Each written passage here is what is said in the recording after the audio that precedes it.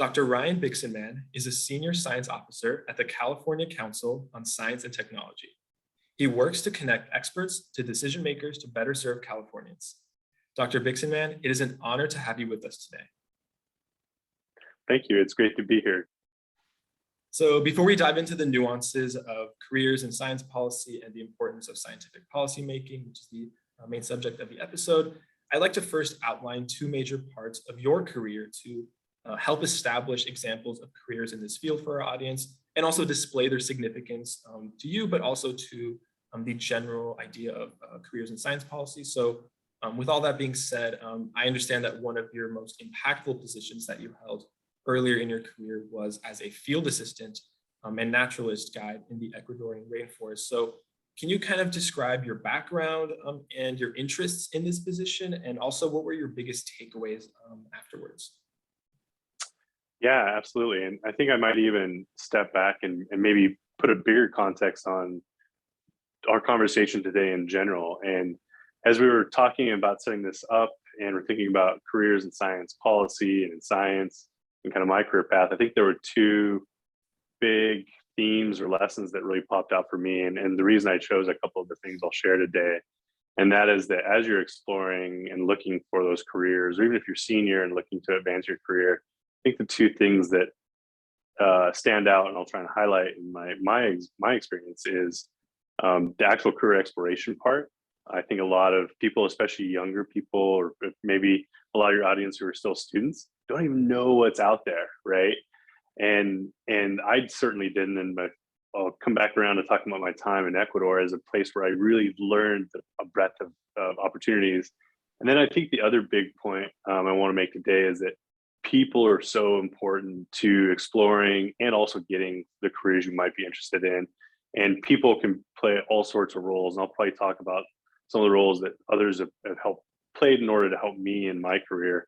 But I mean, it could be anything from a very tight mentorship relationship to just asking advice from a stranger to a number of other things. So I think those are two things I kind of want to highlight through my experiences that have been really important in a number of different contexts as I share my background and history. So going back to your question about one of my first real pivotal points in my career was this opportunity to work in Ecuador at a remote ecotourist lodge and research station in the Ecuadorian rainforest. And I got it right out of undergrad. So I just finished my bachelor's in science in biology specifically. And I don't know what your audience is like or was like when they were going to that stage. I had no idea what I was going to do. I had been doing a number of different student intern and research projects with my advisor, and also been doing a number of jobs outside of school in education. And so this opportunity seemed really interesting to me because it was in part continuing to do research, which was a whole new idea to me. Growing up in my family, no one had been in research, no one really did science. We had bankers and lawyers and contractors and people who were not necessarily familiar with careers in academia. And in fact, the school I went to in Western Colorado, it was Mesa State College at the time, didn't have a grad program. There were no graduate courses at all. So I didn't even know what you could do with I didn't know much about advanced degrees. I didn't know what you could do with a science degree. I just had no idea. I thought with a bachelor's in biology, I could be pre-med and go and be a doctor. And that was about it. And so getting back to why I was interested in this position, it was a phenomenal experience to go see the world, go live in Ecuador. And part of my job was leading tourists through the rainforest. So I had to do a bunch of research on what is the biodiversity and what are just fundamentals of ecology and ecosystem, things like that, so that I could lead these tours and talk about the science behind what they were seeing, the natural history behind what they were seeing. And I got to travel throughout Ecuador as part of it as well. So it was a really unique experience. And then once a month, every first week of each month, I was also doing research for my professor who sent me down there for the advisor I had. And we essentially looked at butterfly diversity, and we'd sample butterflies for a week every month. So all that to say, this was a unique experience for me because it allowed me to explore. Oh, one other important factor. Sorry, I forgot to say this. The other important thing was that because there was a field station attached to this eco lodge, we also had visiting researchers come down a lot. And so I would get to talk to the people that were coming down to do their own research on various parts of the forest, and you just got to learn a lot from them, not only about the research, but how they got to where they were. And so by listening and like just hearing their stories, I started to understand, and also by doing my own research on what the areas of science were that I was interested in, and like what you could do with those degrees, and again listening to people that were coming down, I really started to just open my eyes were open to what all I could do. I learned about grad school. I had no idea what that was. I really didn't understand it. It was this weird, like foreign idea until like I had been talking to all these researchers, from grad students to postdocs to senior faculty, coming down to the station and doing work, and hearing how they got into the research they're doing, how they progressed through their careers, the kinds of opportunities afterwards. And so the time in Ecuador was huge for me. It was foundational in that it opened my eyes to career exploration more broadly. Like there is a whole world of things you can do with your degree that I didn't know were possible. And at the time I didn't realize this, but looking back, I also started to recognize the importance of talking to people and just like learning from all these different people, granted mostly in academia, about what you could do with an advanced degree in science.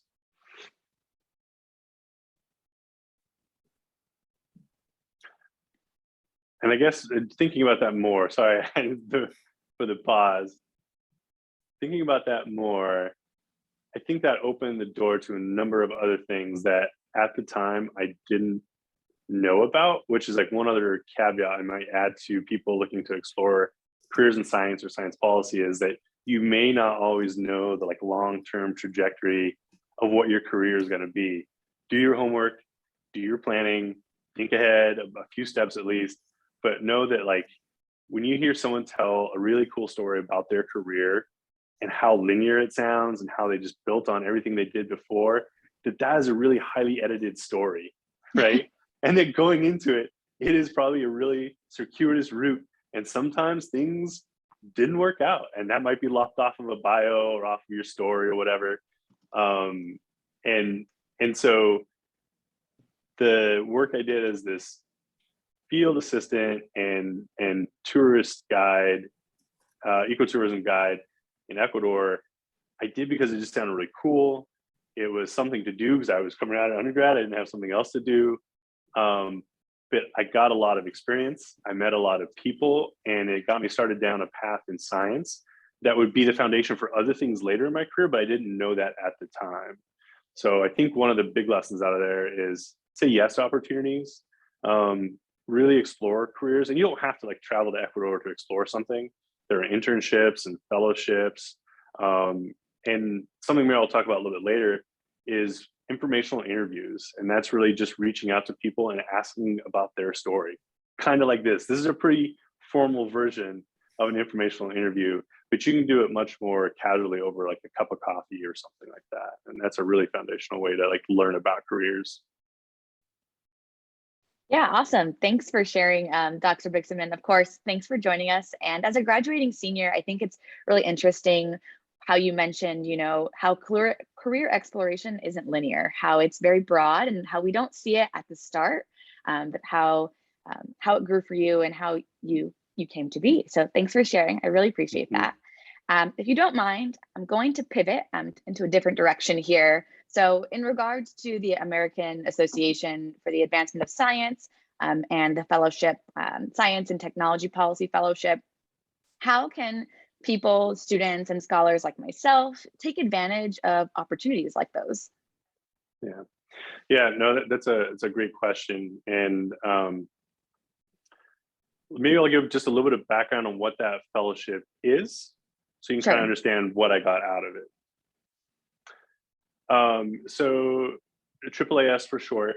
AAAS Science and Technology Policy Fellows are advanced degree holders in some area of STEM, science, technology, engineering, and mathematics. So usually a PhD, but depending on your career and your background, some other advanced degree. And the Science Policy Fellows are placed in across the federal government, mostly in the executive branch, across different agencies and departments.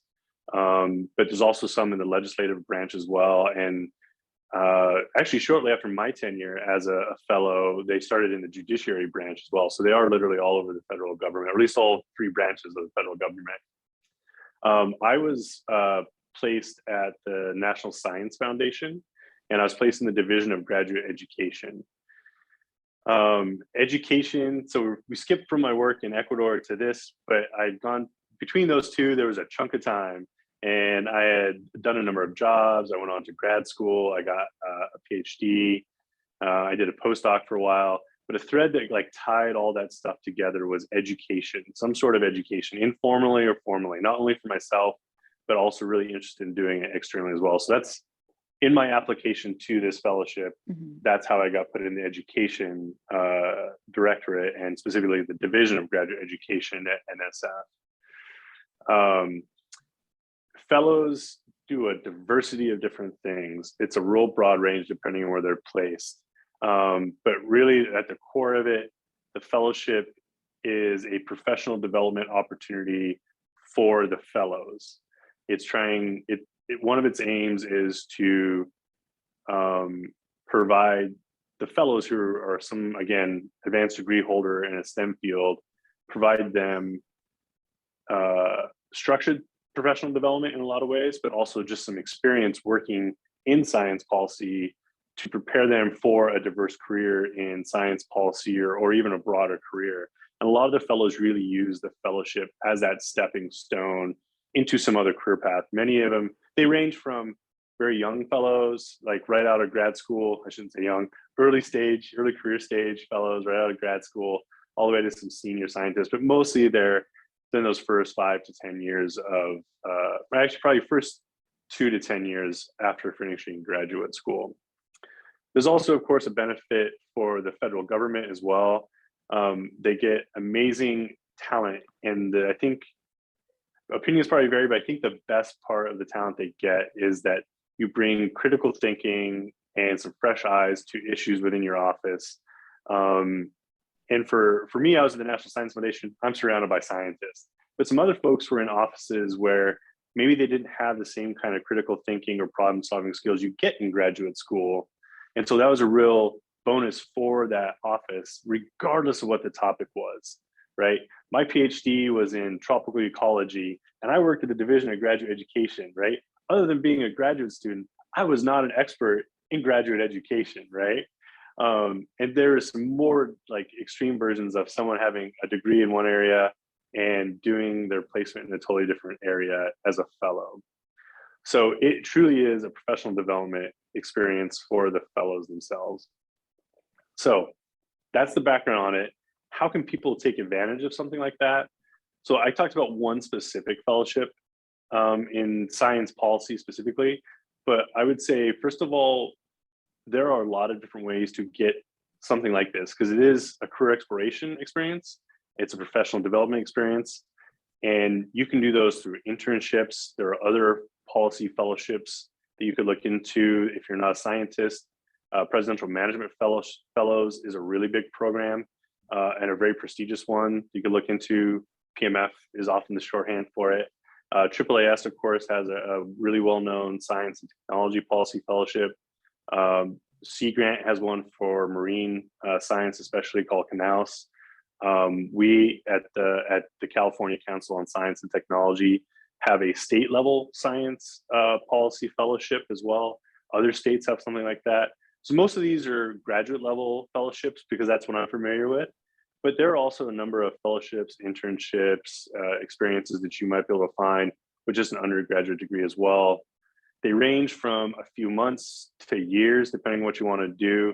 But across all of them, I think that they provide you experiential education. They provide you access that you never really had before. in terms of being in the room for conversations, or having a title that really shows you are there to learn, and you can ask some questions that maybe you couldn't ask if you felt like you're a real employee. But also there's just this understanding that you're there to like grow professionally and to maybe explore career paths. So people are often really willing to have an informational interview with you, to sit down and talk about their career and tell you what they did and tell you what was useful for them, and maybe even the mistakes they had along the way if they had those. We all do. So I think I've kind of gone off on a tangent a bit about fellowships and internships. But I'll say from my personal experience, one of the things I found most useful about my fellowship, actually two things. One, I didn't really know what a career in science policy meant. I don't even know what the term meant. In fact, we had some people come in and talk about what is science policy. Is it policy that influences how we do science? Is it using science to influence policy? Is it something else? We can go a lot deeper into what that means. And so I didn't really know what it was, but I knew I wanted to do something outside of just research. I really want to have a different impact in society. And I had talked to someone as a graduate student who was doing this program. So again, talking to people, learning about their experiences is really important. That's how I learned about this fellowship that was a stepping stone for me into science policy. All right. So my next question being, we did start to touch upon it a little bit there, but what aspects of science policy did you discover or uncover as a result of your experiences and your time at AAAS?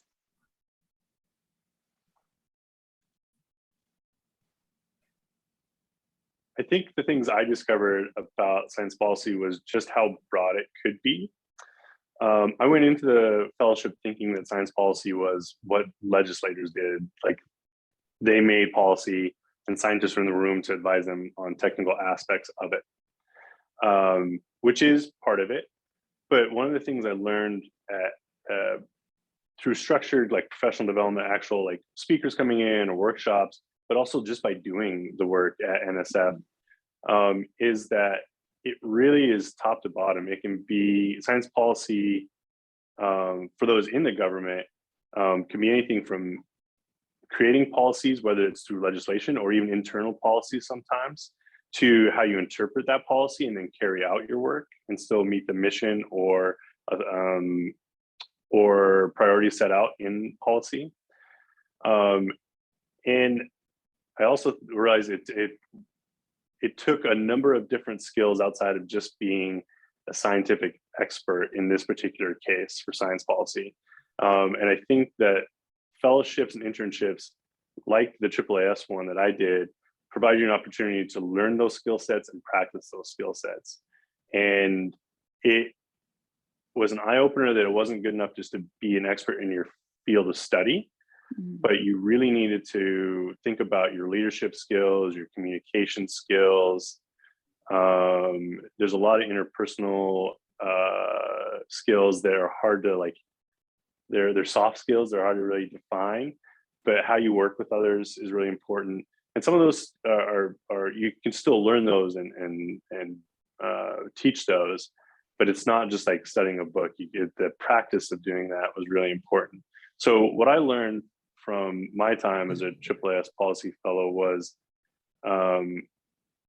some of those leadership skills, interpreting policy, kind of reading between the lines, like when you read a bill or a policy or something like that, like what's really going on in there, what is motivating that, and especially working at an executive agency, you also think you have a different lens than if you're working at the legislative branch. You're thinking about how do we meet the mission or how do we meet the goals of this piece of legislation or policy that were handed down to us as the executive, and what are our resources and how do we carry that out? So you just kind of learn to see that policy world by experience that you don't necessarily have by reading in a book. And so it was a lot of career exploration in learning those skills, but especially learning what are the different roles that you can have in science policy. It's not just making policy, right? it's interpreting it, it's carrying it out, it's maybe improving how we go about doing that work. And that's just kind of inside the government. Outside the government, there's a number of things you could do as well, including like advocacy, lobbying. There's funding. External funders outside the government can also influence policy and how policy gets done. There's activism that you can also do to start movements or keep movements going that can influence policy as well, both in the executive and in the legislative branches. So I just learned about the breadth of those different kinds of experiences, and it's too much to share here. I think the take-home lesson there is, as a student now, or if you have an internship or a fellowship or some opportunity where you get to explore a career path, take advantage of your opportunities to meet with people. Say yes to some things that might feel like they're beneath you, but they give you access to people you hadn't thought of before. And I started to talk about this earlier and I kind of lost the thread, but I think a great example of that in my own experience is, as a policy fellow at NSF, I was asked to be the executive secretary for an interagency working group. And when it was first brought to me, it sounded like a really dry experience. It had the title secretary in it. And so I thought I was just going to be taking notes and like arranging calendars and things like that. And in fact, they did those things. Right. But what it did for me, what it opened up for me was an opportunity to meet with regularly, monthly, really, with people that were the heads of education offices across different federal agencies. So I worked with the two co-chairs for this committee. One was from the NSF and one was from the NIH. And they were, again, both they had some role in education for those two organizations. They were pretty high up in those organizations, and I worked with them a lot. And I, is emailing them, it was having prep calls with them, it was writing reports with them. I did a lot of the legwork to get things done. It was organizing meetings, but I also had a lot of FaceTime with those two people. And so I could ask them questions about why we do things the way we do them, or what's your strategy for taking care of this issue, or whatever it might be. And so just learning from someone who's senior and gone through a lot by being in the room and listening to them was incredible. And if the dues you have to pay is doing some of that legwork, it is still very much worth it. And that's only with the two co-chairs. We also had representatives across, I can't remember how many we had. I'd say there's probably a dozen people that attended our meetings regularly, this working group. And I was kind of that hub between the co-chairs and everyone else. So making sure work got done, or that things are communicated clearly such that tasks were assigned and reports were delivered back to us on time. So I also had a lot of FaceTime with those sets of leaders across these different agencies. And I got to sit in the room and help run those meetings. And so I just had a lot of time with those folks, and also had a chance to learn from them and talk to them, both through that work. But also I just asked informally, do you have time for a 15 or 20-minute chat? I'd like to learn how you got to where you are. And so I could also see what they were doing, ask myself, is that something I wanted to do? And then set up a chat with them where I could ask them what it's actually like to do their work. And then what's their 2 pieces of advice or 3 pieces of advice about how to get there? What's the most useful thing?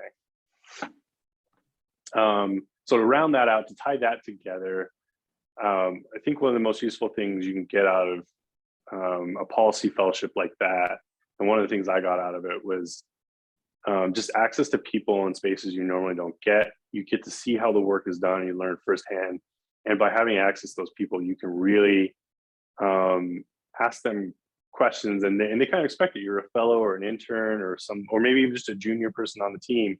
They know you're going to be going places. You're looking to grow your career, and they're usually happy to share that information with you because someone did it for them. I think that's a really, really great note to end on that question. And it actually perfectly transitions into the next set of topics we'll be discussing in the episode on science policy, and specifically careers, and how you can maximize your opportunities if you are interested in that think the first question I want to ask, and you alluded to this, and you spoke about it earlier on, was the fact that, you mentioned you weren't even aware earlier on in your career that that this even existed, that these kinds of opportunities were even there. You didn't know what, a career in this field, looked like. And I think a lot of students and, maybe even recent graduates are probably, in that same kind of field, Yeah. and have that same mindset. So I think the first question I want to ask here is, why is it like that? Why is it that so many people are unaware that you can have a career, in science, or a career in STEM, but still have the opportunity to go beyond research and actually have an impact on the policy world and on, people's lives? Why is it that this is, that people are unaware of this? Yeah, that's a fantastic question. And one of the experiences, one of my roles after working as a policy fellow was as the director for Ph.D. career services at Michigan State University. And my office was part of the graduate school at Michigan State. And essentially, I ran this office that provided a number of services to help graduate students and postdocs explore careers, prepare for those careers, maybe even all the way up to applying for specific jobs in a lot of cases. And I think career exploration was one of the biggest challenges there. And I think a lot of people didn't know, kind of to your point, this population of people I worked with, and a lot of my frame of reference is for graduate students, but it's still that problem you're talking about, is they just don't even know what's out there. And so why is that? Why do we not know what is out there in terms of what I can do with this career or whatever? And from my experience, my personal experience, but also working in that office, it's a set of skills, right? To explore careers is not just a tangent to your work. It's not just an aside. It is a skill set that will help you grow in your current role, if you have one, and it will help you be prepared for the next role, even if it's within the same organization and you're advancing it. And it'll help you think about what else is out there that might be a better fit for your skills, or there might be opportunities you can take advantage of. So what are these skills? What is this like professional, what is this career exploration, career development set of skills? It's a lot. It's a lot. And we won't have time to talk about them all. And I won't even pretend to be an expert that knows them all. But some of the ones that we really worked on at PhD career services at Michigan State was essentially treating it like part of your job, making a plan out of it. So using something called an individual development plan, or IDP. And that's essentially just sitting down to map out kind of where I am and what I want to do, or where do I want to go, right? What's that job I want? Is it the next one I'm thinking about, or is it the long-term arc? And you can start with a small one if that's where you are right now. Like, I just know in the next year I want to be doing this. If you have a bigger picture for what you want to do, great, build out that roadmap to that longer term goal. If you have no idea what that goal might be, that's your goal. Maybe exploring what those opportunities are by doing informational interviews, reaching out to people in areas of interest that could tell you about what their job is and how they got there, what's their advice for you. So that's one set of skills, is just kind of planning, right? Thinking about your job and career as like a set of skills, and what's that plan to get there. I think another one is it's almost more of a mindset, but knowing that you will probably change a lot of your jobs, and it's really important to be able to communicate with people what you're interested in and learn from those folks as well, so that like what I'm coming around to is mentorship. Like, mentorship is extremely important, and it's not just something that happens. So learning how do you develop a good mentor-mentee relationship, finding someone you're comfortable with, finding someone that has the advice you are going to have, realizing that it's much more complex than just one mentor. You might have many. You might have someone who talks to you about some part of your career interests. Someone might talk to you about other parts of your career interests, right? I think another part of that mindset is also the professional development part. that you're going to be doing your work, but you should also be thinking about how does doing other stuff that doesn't necessarily get my project done will make me better at doing my project, but also make me better at the next job I go do later. So I think those are the three kind of big areas that I helped a lot of graduate students with. One was planning, like let's sit down, and when we think about jobs, it just seems like a jumble of things coming down the pike at you. Let's sit down and make a plan. What's the one next thing? We're breaking in pieces. What's the one next thing we're doing? A great tool for that is an individual development plan, right? And it can be complex, or it can be a set of bullets about the next few things you want to do. I think the other big thing I talked to people about was informational interviews as a way to explore careers. And part of that's a mindset, knowing that people that are doing the cool stuff you want to do had help getting there. And they talked to someone, or someone gave them a leg up, or gave them some advice or something like that. And so getting in that mindset, and then doing a little bit of homework, because there are some like etiquette and rules and things, but you can Google informational interview. It'll give you some things. How do you ask for them? What's the etiquette you should have in terms of what you talk about and don't talk about in the informational interview? What are great questions to ask in those informational interviews? And that you should be in charge of, you should be leading it because you asked for the meeting. So that's the second one. And then the third one is also just be thinking about not only what's the project I'm doing right now at school, work, whatever, but how can I do this better? Or how can I grow so that like I can not only continue to do my work here better, but what my next career choice or jump or position is better as well. So I think I kind of went a little bit aside from your question, Kevin. But I think the take home is that people don't really know what those careers are out there, because it is like a set of skills to really explore those careers and know those careers. And it takes time, and it really involves knowing people. But I don't think at least in my experience going through academia as an undergrad and as a grad student, we didn't teach those skills, right? And in fact, I think a good example is my time directing office. We were not a required part of anyone's curriculum. We were a resource on campus. I think we were a good resource on campus, but not everyone came to see us. Everyone was really thinking about getting that degree and doing their projects, their class assignments, getting the credits to finish the degree, rightfully so, right? You have to have those to get your degree, and you learn a lot through that too. But this is like another set of skills that can really help you explore careers and prepare for them. And that's ultimately, at the end of the day, what you're going to school for, right? And so this should be, I think personally, a set of skills that are taught as part of your professional training, whether it's as a student or throughout your career. Another question comes to mind, Dr. Bixenmann. Given the sheer importance of science policy and scientific policy making, why do you believe that so many spheres, so many groups in society, like our general population, elected officials, why do you think that they choose to disregard its significance, even when it may seem inevitable in many discussions, including like climate change or environmental policy? What are your thoughts? Yeah, so I think that's a really difficult one to answer for all those broad topics. Sure.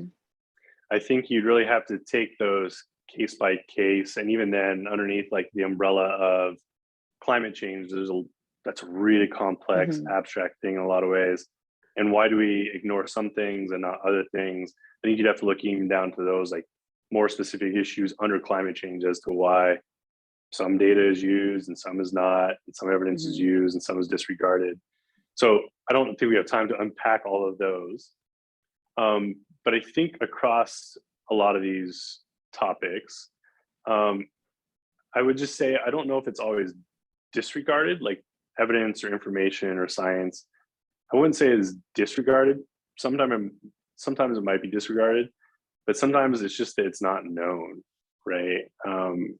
Sometimes people just don't have access to that information. The decision makers, whether that's a policymaker or a legislator or an advocacy group or something else, they just may not know about that information.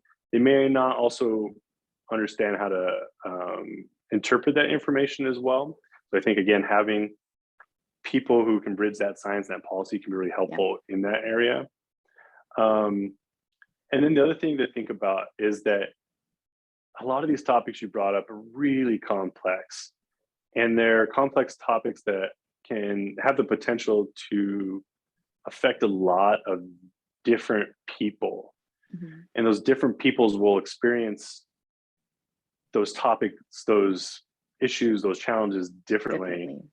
And so if you're a policymaker sitting at the center of this and you're listening to your constituents, there's a lot of trade-offs to think about beyond just, in this case of climate science, just the climate science. It's got to be there. We got to use it. It's really important. But there's a lot of other stuff to think about too. And I won't pretend to be an expert in that area and say how to do it, but I just think that those areas are really complex and nuanced. And so it's difficult to say why things are disregarded. And in fact, a lot of times I don't know if they are disregarded or they're just in a bigger pack of other issues or trade-offs that someone in a decision-making seat might have to balance. I think that's a really important point to also bring up, that it's some of these topics are so complex, like you mentioned, like climate change, that we would even, we'd have to spend hours just dissecting one part of it, let alone the entire, the entire subject. So I think that's a really, really eye-opening way of looking at it, that it's not as simple as, it's being completely disregarded, but rather that it's so complex. And then also from the constituents' perspective, there are so many other aspects of it. It's not as simple as solving the problem. Yeah. And just to follow up on that, I think, so I gave that experience earlier as a policy fellow, sitting in those rooms, really, all those meetings I had with these leaders, you start to really see that. And that's something I don't know if you appreciate until you have a little more experience, but you start to see how nuanced, like we were talking about science education on that task force I was a part of, right? But NASA's priorities and challenges in science education is different than NSF's priorities and challenges in science education. And it's different than NOAA's, and it's different than NIH's, and it's different than the EPA's, and so on and so on. So even though we're all a bunch of scientists in this room together talking about science education and how important it is, especially graduate education, we all have different perspectives on it, right? And you start to see, like, when you're sitting there with the power to make decisions, it's really hard to do it when you have a bunch of diverse stakeholders, because they all kind of have different perspectives, different priorities, different needs. Even if the public thinks we're all scientists, clearly we all think the same thing. In that room, it was really different, right? I think that's actually really, really interesting. And honestly, I didn't even think about it until you said it, that people will just group up and say, oh, scientists think, all scientists have the same perspective, and therefore we should just, it should be super easy, but it's not, even though, when you discuss like research or, specific, evidence of something, maybe opinions might come together a little bit more, but when it comes to actually, addressing them realistically, or talking about, like you mentioned, education, like it's not as simple as the evidence is there, we should just do it, we should solve this problem. There are still so many different perspectives on how you would go about that. And I think the how, and I think what you mentioned kind of made me think the how is what is forgotten so often in just public discourse. And I think that's a really, really eye-opening point. Yeah, I tell you what, the more I do different kinds of jobs and work and more experience, I really start to understand the devil's in the details phrase. Like, it's just like, it's a lot of ways we could do this. How we do it is going to be really important and really difficult to figure out. Yeah, and it impacts so many people that you also don't want to be rash and make a decision too quickly. And you want to consider everyone's perspectives and opinions. And I think that actually translates perfectly into our final question. What your current work is at CCST. What do you do, and maybe any other like concluding remarks you might have. Sure, yeah. So I'm relatively new to CCST. I joined them a few months ago, but I'm really excited to be here. The CCST, California Council on Science and Technology, CCST works to bring experts in a diversity of different subjects, usually science technology related subjects, bring that expertise to the policymaking process. And we do that through a number of different programs at CCST. I think there's three that I want to highlight that are kind of our big programs. One is we have a National Academies of Science style consensus report, where we'll someone will give us a request to do a report on some subject. We'll put a committee together to define what the scope of that study is going to be, what are the questions we want to answer. They'll bring in experts, they'll do background research on it, we'll put a report together, and then there's peer review of that report by experts in the field, and we publish that report. And those reports are usually at the behest of the state legislature, but they can be for other entities. And it's usually around some timely topic that they're interested in creating policy on or amending policy on or something like that. And so that's one of our pillars, is this big report. Another one is we have, as I mentioned earlier, we have a science policy fellowship as well. And so currently we place 15 fellows in the state government a year. 5 of those fellows in the executive branch currently, and 10 are in the state legislature. And so much like my experience as a policy fellow in Washington, D.C., this is also professional development experience for our fellows, while at the same time providing a really useful service to the state government as well, in terms of bringing their expertise, that critical thinking, their just a perspective as a scientist or engineer to these challenges that face California and all Californians.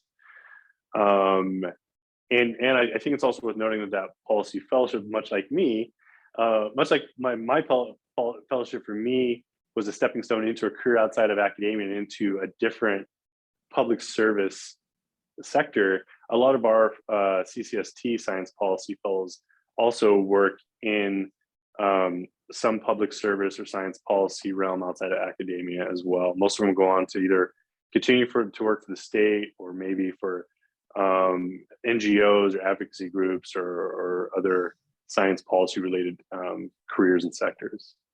And then the third thing that CCST does, well, we do a lot, but the third thing I want to talk about was expert briefings. And so I talked about the reports a minute ago, and the reports are often like a year long or more. And sometimes we need information a little more quickly than that. And so we have these expert briefings where science officers such as myself are usually really working to grow our network of experts. So I think even later today, we have a call with someone that works at one of the UCs just to learn about their research. What are they doing? How might that impact some policy? And just really think about who those experts are and have that built network of experts, so that if we get a request on a technical topic from a policymaker, we can quickly turn around and put a panel of like 3 or 4 people together that are experts on different aspects of one topic, and they can share that information in now it's a webinar, but we used to do them as briefings at the Capitol. But we can turn around and do that. And so as a science officer with CCST, I do a lot of that work. I do a lot of that outreach and networking to grow our network. We do the planning and thinking about what are the briefings that would be helpful? Do we have specific requests? What are topics that are coming up that we need more information on? And how do we plan those briefings? We actually do the project management of pulling those briefings off. And I highly recommend anyone who's listening, if they're interested in what those look like, we have them all recorded and posted on our website. Please go take a look at them. We just had one last week, or I think it was 2 weeks ago, on microgrids and what those are. So that was a really interesting one. And we have more in the pipeline throughout the year. So take a look at those, and if there's any topics that are interesting, we have all the information there. So that's what I do for the most part, is a lot of the thinking about what are the topics on the horizon, or what are requests we have that are important for us to do. Who's in our network? Who can we grow our network to in order to have that expertise to answer those questions? That sounds really, really great. And thank you for sharing. I know CCST does some really, really important work. So it's great to speak with different individuals, because you're the second CCST guest we've had now. And hopefully we can have some more in the future. It's really great to hear, though, that this work is being done at the state level, because it's really important, I know, to a lot of Californians specifically as well. So thank you, Dr. Bixenmann, for joining us today on the podcast. It was an honor to have you on. It was great to be here. Thank you so much for setting this up. And and I'm happy to share the advice, and hopefully people find it useful.